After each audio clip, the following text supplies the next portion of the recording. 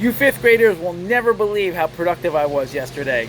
We have this old Power Wheels that my daughter was riding, and it was all pink because it's, she's a girl. So, in my extra day off, all the children were over with my mother-in-law. I took out a can of black spray paint, and now it's black for my boys. And it's got green sludgy colored and brown sludge all over it, so it looks really boyish, even though the inside is still very pink. So now it's good for boys and girls too, I guess. Hope you guys were as productive as I was as we're enjoying the springtime weather. Here we go. We're going to do some buzzing like we normally do. Let's start with page 24. We're going to buzz line 86. I'm going to activate my old school high quality metronome. This is set to 76. We have a tendency to want to live in the 70 to 90 range, but I'm going to keep that right there so you guys can feel a pulse pretty steadily and try tapping your toes along with it, right? We try to tap, tap, tap, tap. You don't have to tap your whole foot or stomp your heel. You can actually keep your heel on the ground and just tap the toes. That's actually a pretty good way to get your pulse stabilized without engaging your entire body. So here we go, line 86, just buzzing. 1, 2, ready.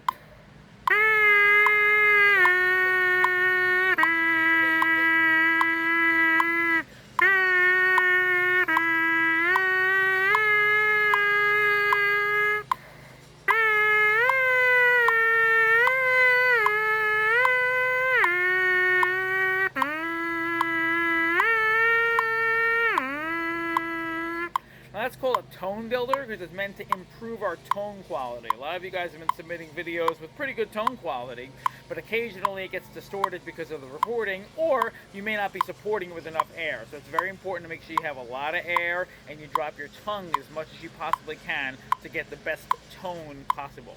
Quality of sound, that's what our tone is. So let's buzz line 87 as well. It's the line we're going to be doing this week. 87 looks very complicated. But essentially, it's going over staccato, which we've all seen before. Staccato markings in this book are going to ask you to play the note half the length that it's written, which is our classical interpretation, the way that we play a lot of staccatos. Not the way we play them all the time in bands, but for our purposes on line 87, you'll see the first measure has 8 notes and 8 rests in it, and then it goes into quarter notes that are followed by more quarter notes with staccato. So the staccato quarter notes in measure 3 and the 8th note, 8th rests in measure 1 should all sound the same length. They're different pitches, but they should all sound the same length. So let's buzz line 87 with this pulse. 1, ready.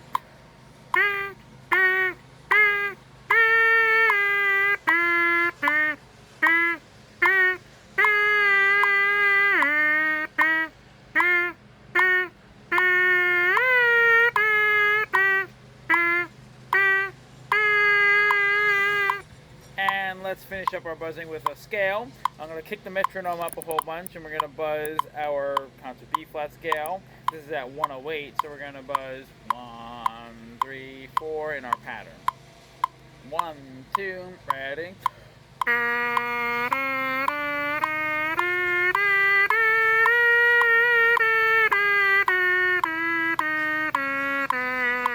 And why not? We'll do the arpeggio on top of that. 1, 3, ready. And let's go ahead and plug it in to our instruments. We're going to play our concert B flat scale with our tempo at 108. 1, 3, 4 with the arpeggio.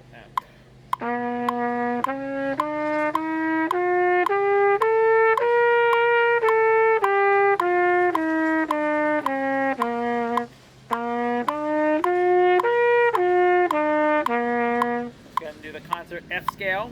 This week I want you guys to go all the way up to the high D. You can drop the octave for the low E and the F if you want, and then try to pop back up again for that high C or B flat, whatever you're more comfortable with. But we want to at least shoot to get up to the high D.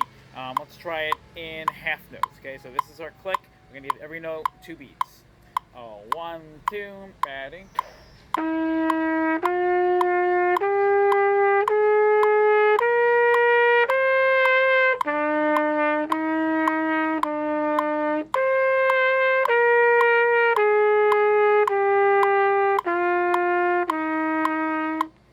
Keep working on that. that. It's all about air support, so I'm sure a lot of you guys missed it. Let's go to concert A flat. We can do this one slurred with the arpeggio. So make sure you get the arpeggio at the end. Everything is a lot of first valves. Don't forget B flats in the scale. The scale is your B flat concert, B flat scale, A flat concert. So make sure you're starting with the first valve B flat. 1, 2. Let's do this one in half notes as well. Ready?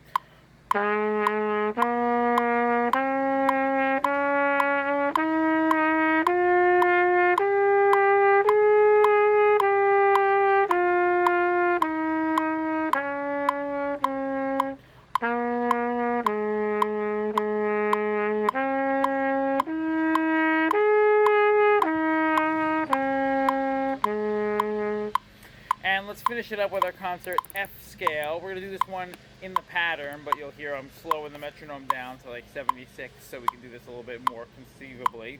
So we're going to play G, A, B, C, or if you're a French horn player, this is your C scale, so it should be pretty easy. Here we go. In the pattern, 2, ready.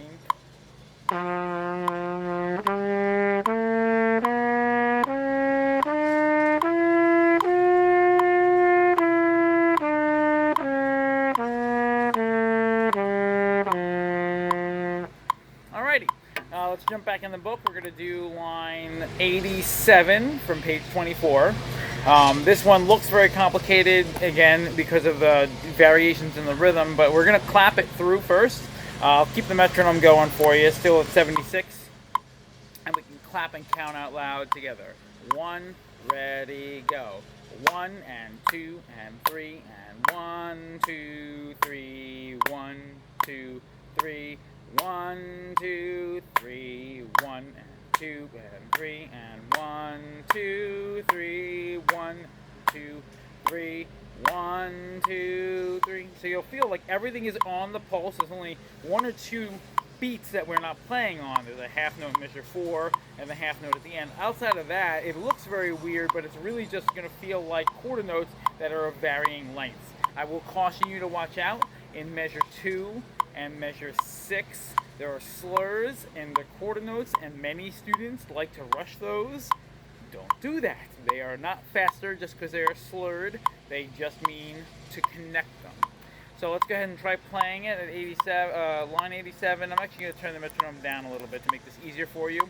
Also, watch your key signature. Hopefully you'll notice there's F sharps in there for you trumpets, or B naturals for you French horns if you're reading this in a different key. Make sure that you write in whatever you got to write in so that we're successful, and when we record this, we do it accurately. So here we go, line 87. 1, ready.